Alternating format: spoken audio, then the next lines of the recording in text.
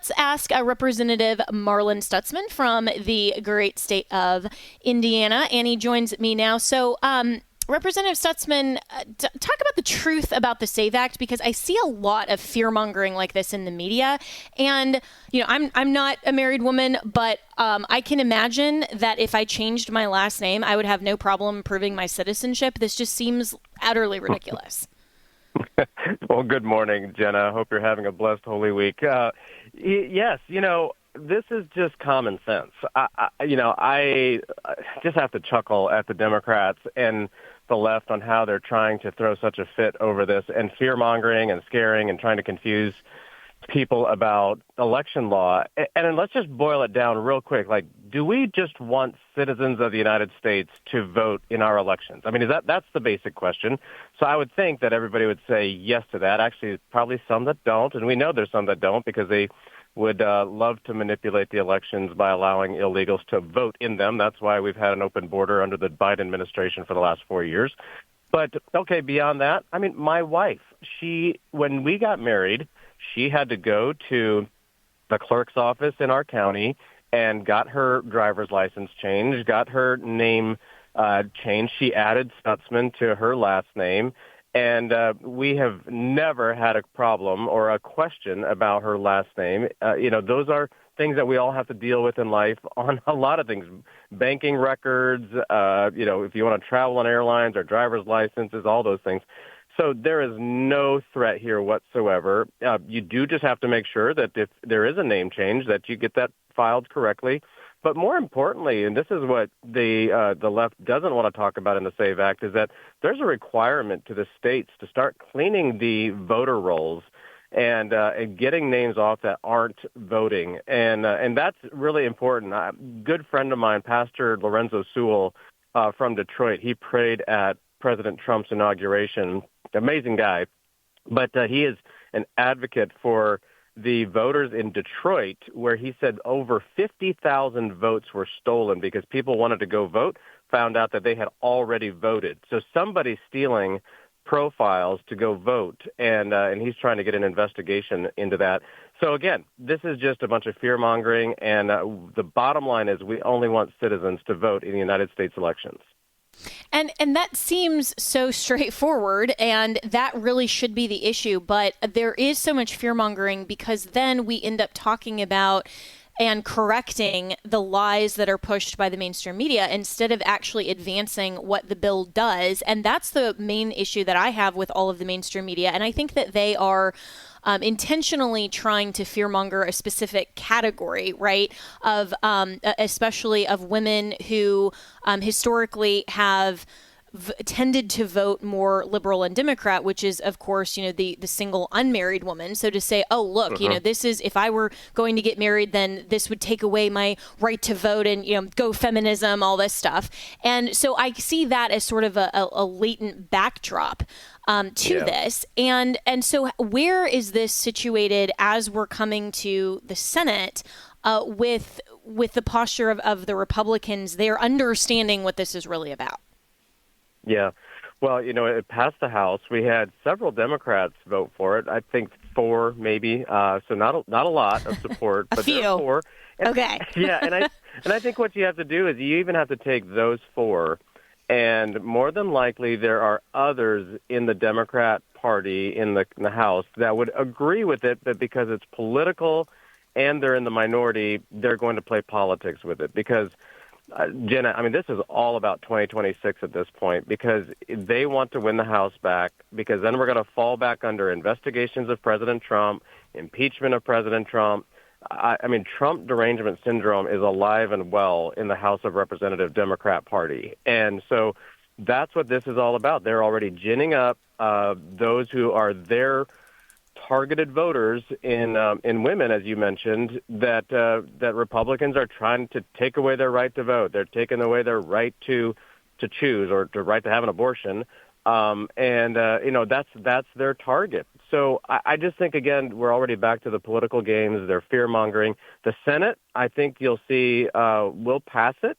This is a top priority for Republicans because we know that the Democrat Party, starting with the border, was keeping, this is all about political elections for the Democrats. It has been for decades now, and they want to make sure that they have every one of their targeted voters afraid and going to be showing up to vote in the 2026 election. But I think the Senate will get it done. Well, that's really encouraging. I hope that the Senate will get it done as well. And for those listening, please call your senators and ask them to pass the SAVE Act. This is something certainly that should be supported. And I want to ask you as well about some legislation that's going through the Finance Committee, and it will hopefully be introduced this week concurrently, I think, with where we're at with the spending bill. But in the last segment, I had on the president of the National Taxpayers Union. It's Happy Tax Day, and we were talking about how there are, some provisions that if Congress doesn't act to lock in some key provisions of 2017 into tax cuts, there may be a higher tax burden for Americans. Is this something overall that Congress is aware of and working on as we're looking at the broader scope of how President Trump is trying ultimately to reduce the tax burden on Americans? Yes, absolutely. In fact, I would say, Jenna, that for President Trump, the border and our military readiness, those are the two of his top issues. But right after that, and some days even more importantly, is because President Trump came in to office in 2017, and they did a Tax Cuts and Jobs Act, and those tax cuts, they lowered the income rates for all Americans. They increased the exemptions and deductions, and so that expires at the end of this year, the end of 2025. And so we have this year to either make them permanent or extend them again, which I would be all for, not just a short-term extension, but like at least a 5-year extension. But if we do nothing, the American people will see the largest tax increase in American history. And so that, again, I was just thinking this morning as I was talking to some folks, the whole tariff discussion and where the economy is at. The economy is tough. I was talking to a friend yesterday who he has some interest down in Pigeon Forge, Tennessee, and he's very dependent on tourism. He said that this is one of the worst starts that he's seen in a long time because people are tapped out and they're not seeing economic growth. They're not seeing, they're seeing wage growth, but they're seeing the cost of life going through the roof, whether it's their utility bills, whether it's their insurance bills, whether it's their health care costs, whether it's the cost of groceries. This is all from a Biden administration over the last 4 years where inflation has gone through the roof. You know what? I don't want to see costs go up for anybody, but President Trump is doing the right thing by resetting the global stage on manufacturing, on agriculture, on trade with tariffs. And is there a good time to do it? Not at this point, because we're facing some serious consequences if we don't do anything. And so I see President Trump resetting the stage for America's economy to flourish again, which we have known for a long time that it has just continued to slow down, while we build other countries' economies. So this tax cut is this is keeping the tax rates. It's not a tax cut necessarily. It's just extending the tax rates where they currently are at and not letting them go back up is really important to the economy.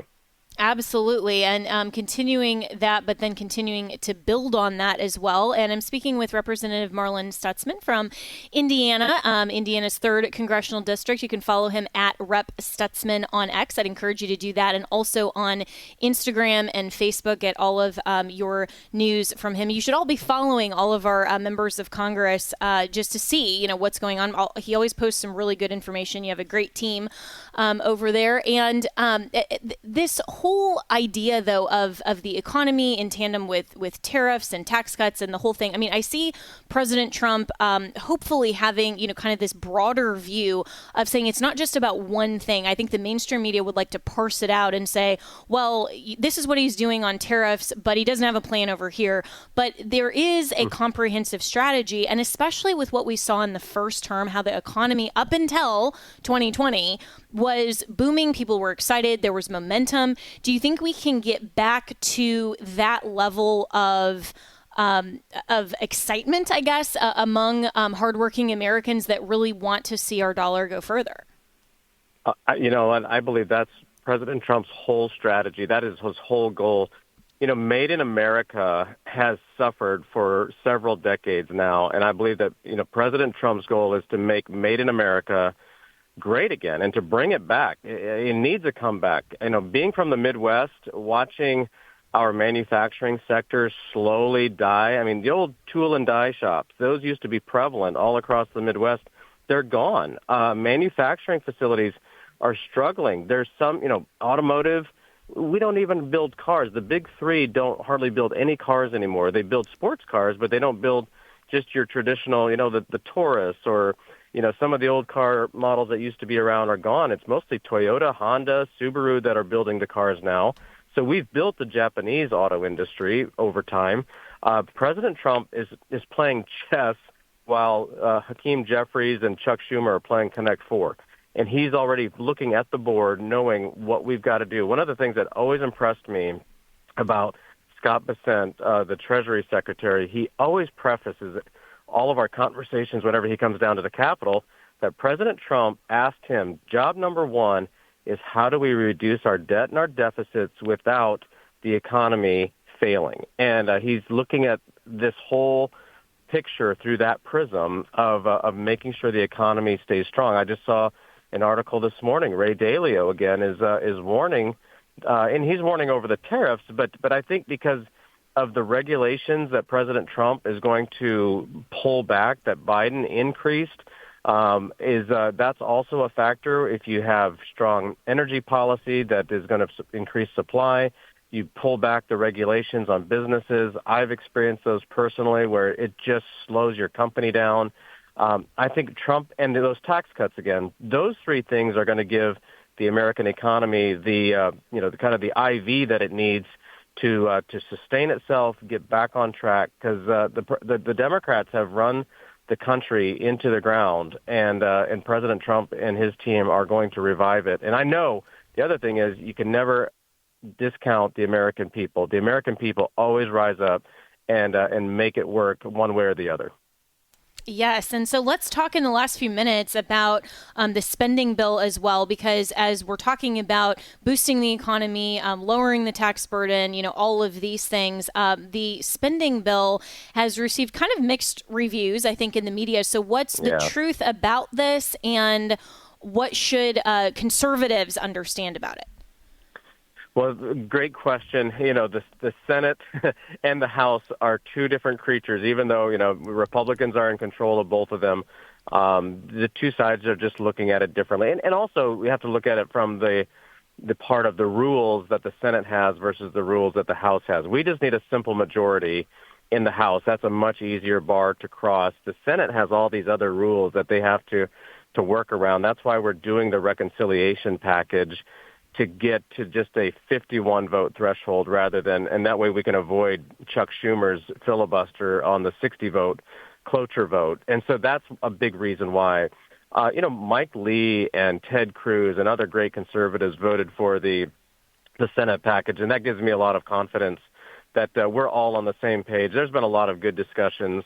Our package in the House, we had $1.5 trillion to $2 trillion in cuts required from our budget. And I think with the other piece too, Jen, is that the DOGE team is also a big factor here because of all of the savings that they're finding. The concern is, hey, let's not sell ourselves short either because of what Elon Musk and the DOGE team are doing to clean up the government. And so the Senate version starts at $4 billion, and they all tell us, you know what, that's just a starting point. I thought don't take that number seriously, which I think it's hard to explain. It's like we do need to take all these numbers seriously, but I know that there really is an intention in the Senate to aim for $1.5 trillion in cuts as well.